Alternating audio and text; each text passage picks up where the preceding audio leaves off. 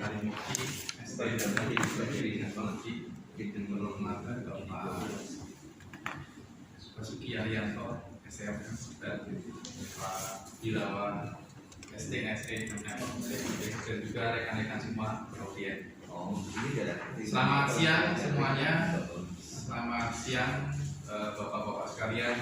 Saya Heri Santosa, mahasiswa Fakultas Teknologi Industri, Program Studi Teknik Industri, Universitas Marsikal Surya Dharma Unsurya, yang akan memaparkan seminar proposal dengan judul Analisis Pengukuran Kinerja Perusahaan Menggunakan Metode Balance Scorecard pada PT ASR. Kira-kira 10-15 menit ke depan kami akan memaparkan seminar proposal tersebut. Latar belakang masalah dari penelitian ini adalah sering dengan dampak persaingan bisnis menjadi semakin ketat. Kondisi ini memacu dunia usaha untuk lebih peduli dan mengembangkan strategi perusahaan yang dijalankan. Bahkan perusahaan harus untuk dapat menyempurnakan serta merumuskan strategi bisnis tepat guna dalam rangka memenangkan persaingan yang ada. Persaingan domestik dan global mengharuskan perusahaan menaruh perhatian pada penciptaan pemeliharaan keunggulan bersaing melalui penyampaian produk layanan dan yang lebih baik kepada konsumen. Perusahaan belum mengadakan evaluasi terhadap kinerja. Evaluasi tersebut diperlukan untuk standar pengukuran kinerja yang tepat dalam menghadapi persaingan bisnis yang semakin ketat. Oleh karena itu, perlu dilengkapi dengan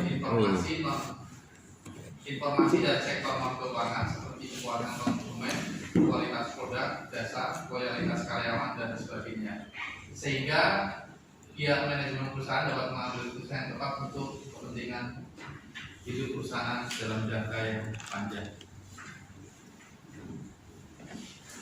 Berdasarkan kondisi tersebut, diperlukan sebuah alat yang mampu menjembatani benturan kepentingan antara ukuran finansial dan ukuran non finansial dalam penilaian kinerja sebuah entitas. Suhendra tahun 2024 menyatakan bahwa benturan antara keharusan membangun kapabilitas kompetitif jangka panjang dengan tujuan yang tidak tergoyahkan dari model akuntansi finansial biaya historis telah menciptakan sebuah sintetis yaitu balance scorecard. Kemunculan balance scorecard sebagai alat ukur kinerja perusahaan dimulai di awal tahun 1992 oleh Robert Kaplan dan David Norton yang mempublikasikan tulisan mereka dalam berjudul The Balance Scorecard Measure that Drive Performance. Penelitian ini dilakukan karena persaingan semakin ketat tadi yang kita sampaikan dengan kompetitor yang ada. Selain itu dapat memperkecil masalah atau kendala yang ada agar optimal dengan mengukur kinerja perusahaan dengan menggunakan balance scorecard dan menghasilkan strategi perusahaan yang lebih baik. Rumusan masalah. Dengan adanya persaingan perusahaan yang semakin ketat tadi, untuk memperkecil masalah agar kendala agar optimal dengan mengukur kinerja perusahaan dengan menggunakan balance scorecard dan menghasilkan strategi perusahaan yang lebih baik. Permasalahan yang akan dikaji yaitu seberapa besar kinerja perusahaan berdasarkan balance scorecard yang dilihat dari 4 aspek. Yang pertama adalah aspek keuangan, kemudian pelanggan, kemudian perspektif proses internal bisnis, kemudian yang terakhir adalah perspektif pembelajaran dan pertumbuhan. Batasan masalah. Mengingat banyaknya faktor yang mengaruhi pertumbuhan sebuah perusahaan, maka penulis memberikan batasan-batasan sesuai dengan yang akan dilakukan di perusahaan tersebut. Adapun batasan masalahnya ada 3, yaitu yang pertama adalah penelitian hanya berfokus pada pengukuran kinerja perusahaan di PT ASR. Kemudian yang kedua, periode penelitian ini dimulai dari bulan Mei sampai dengan bulan Agustus selama 3 bulan. Kemudian yang ketiga adalah penelitian dilakukan melalui pengamatan langsung pada jam kerja jam 8 sampai dengan jam 16.30 dan melakukan wawancara terhadap pihak-pihak terkait. Tujuan penelitian. Tujuan dari penelitian ini adalah mengukur kinerja perusahaan dilihat dari perspektif aspek finansial, pelanggan, proses bisnis internal, pembelajaran dan pertumbuhan menggunakan sebaran scorecard. Kemudian yang kedua, tujuannya adalah memberikan saran terhadap perusahaan dalam penetapan strategi bersaing sebagai hasil pengukuran kinerja perusahaan. Manfaat penelitian. Manfaat penelitian ini ada 3. Yang pertama adalah manfaat bagi peneliti, ya. Dalam hal ini saya sendiri, yaitu meningkatkan kemampuan mahasiswa dalam memperoleh teori yang diperoleh selama perkuliahan dan mampu menganalisa serta memecahkan masalah yang ada. Kemudian manfaat bagi perusahaan, penelitian ini diharapkan dapat menjadi masukan kepada PT Acer untuk mengikuti tingkat keberhasilan yang telah dicapai selama ini dan dapat memberikan kajian pengukuran kinerja perusahaan menggunakan balance scorecard.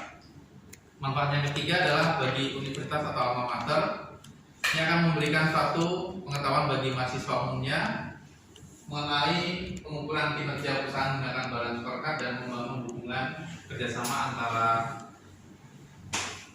pihak universitas dengan perusahaan. Dasar teori. Balance scorecard adalah suatu konsep pengukuran kinerja bisnis yang diperkenalkan oleh Kaplan, guru besar akuntansi di Harvard Business School, dan David Norton, presiden dari Renaissance Solution Incorporated. Konsep ini menyambungkan pengukuran atas kinerja sebuah organisasi bisnis selama ini dan terkendong kepada kinerja keuangan saja. Secara umum, terdapat 4 macam kinerja bisnis yang diukur menggunakan balance scorecard, yaitu adalah perspektif keuangan, kemudian ada perspektif non keuangan, yaitu perspektif pelanggan atau konsumen, perspektif proses internal bisnis, dan juga pembelajaran dan pertumbuhan.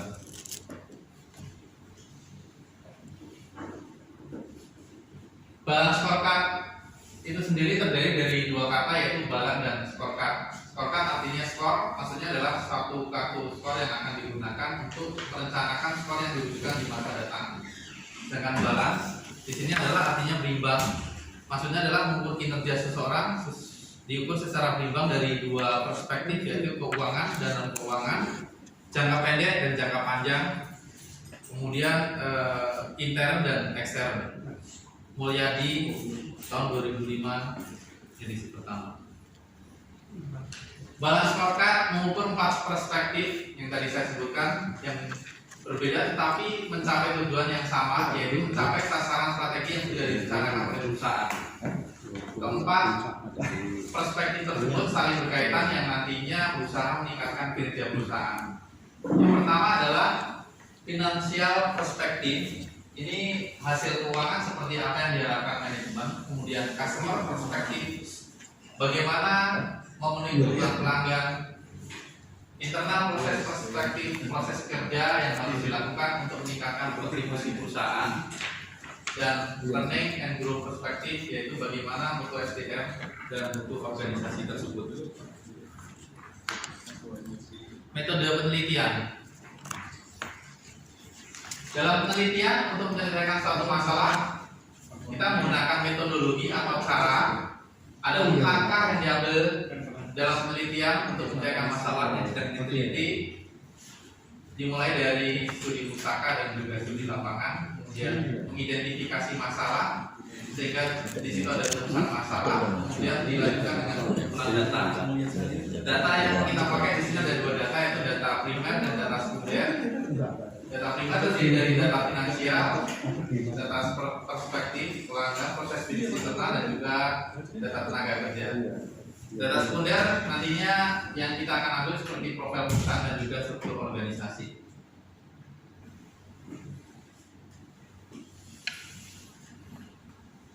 Kemudian peneliti menjabarkan hasil analisa mengenai data-data yang dikumpulkan yang nantinya akan diolah untuk mengetahui hasil pengukuran kinerja perusahaan agar dapat menetapkan strategi bersaing sesuai dengan kondisi internal dan eksternal perusahaan.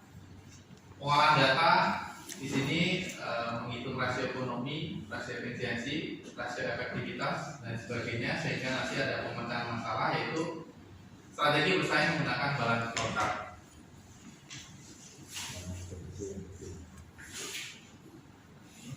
Berikut adalah daftar pustakanya. Terima kasih kepada dosen pembimbing dan penguji. Sesi presentasi cukup. Oh iya, silakan duduk kembali Mas Heri.